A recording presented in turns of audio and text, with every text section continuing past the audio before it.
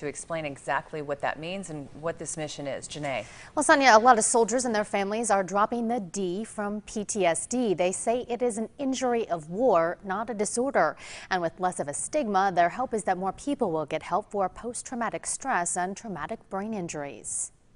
After fighting 2 wars, U.S. Army Sergeant Dylan Naslund returned home from Iraq and then Afghanistan, a changed man. We really had expected him to come back different from war, but there was no way to prepare for what was going to come. For the depression and the demons from his days of combat.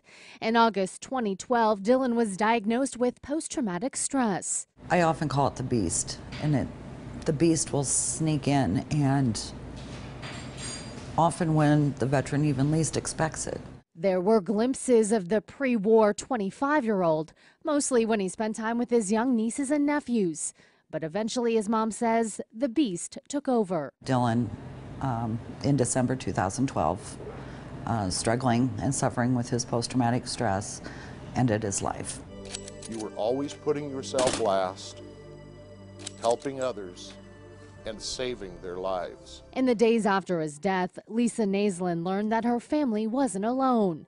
She connected with a soldier's family in California, experiencing the same loss and the same grief. And Operation Engage America was born. It's where we would bring all these resources together for a day so that the soldiers and the veterans and the community members could come to one spot and learn of the resources. Resources she wishes she knew about when her son was in the fight of his life. I'd do anything to have him back.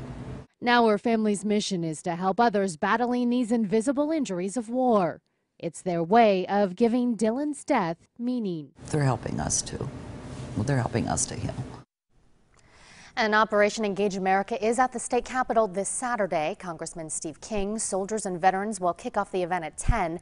About 24 groups will be there until 3, providing information about everything from horse therapy and service dogs to job and mental health resources. And Janae, they hope to eventually expand this across the entire country, right? That's right. The name is Operation Engage America. Right now it's in Iowa and California, so the goal is to have other states offer the same resource fair. All right. Thanks, Janae.